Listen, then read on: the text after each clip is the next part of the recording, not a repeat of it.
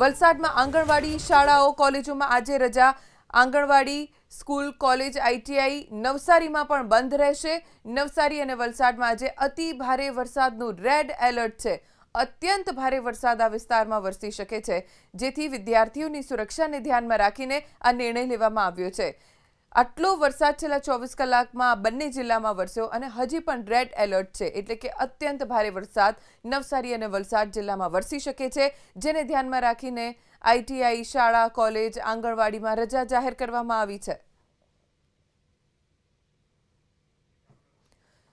નવસારી અને વલસાડમાં અનરાધાર વરસાદ ખાબક્યો. વલસાડમાં તો 15 ઇંચ જેટલો વરસાદ ખાબકી ચૂક્યો છે. અલગ અલગ તાલુકાઓમાં હજી પણ વરસાદી માહોલ છે.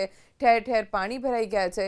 હવામાન વિભાગની પણ આગાહી છે કે આજે રેડ એલર્ટ એટલે કે અત્યંત ભારે વરસાદ નવસારી અને વલસાડમાં વરસશે. જો કે બિનજરૂરી પ્રવાસ આ તરફ આ જિલ્લાઓમાં ટાળવા માટે પણ પ્રશાસને સૂચના આપી છે.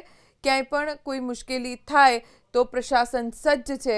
એનડીઆરએફ એસડીઆરએફની ટીમ ડિપ્લોય કરવામાં આવી છે. વધુ કેટલીક ટીમ પણ નવસારી અને વલસાડ સહિત દક્ષિણ ગુજરાતના વરસાદ પ્રભાવિત જિલ્લાઓમાં ડિપ્લોય કરવામાં આવી રહી છે.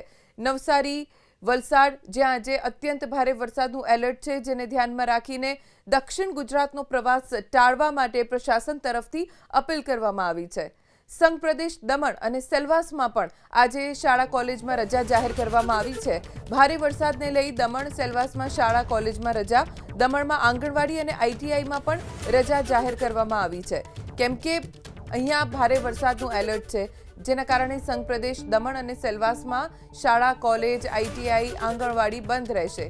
દમણમાં આંગણવાડી અને આઈટીઆઈમાં રજા જાહેર કરવામાં આવી છે. સતર્કતાના ભાગરૂપે પ્રશાસન તરફથી આ નિર્ણય લેવામાં આવ્યો છે, જેથી કરીને વિદ્યાર્થીઓને મુશ્કેલીનો સામનો ન કરવો પડે, કેમ કે વરસાદનું જોર છેલ્લા 24 કલાકથી ખૂબ વધારે છે.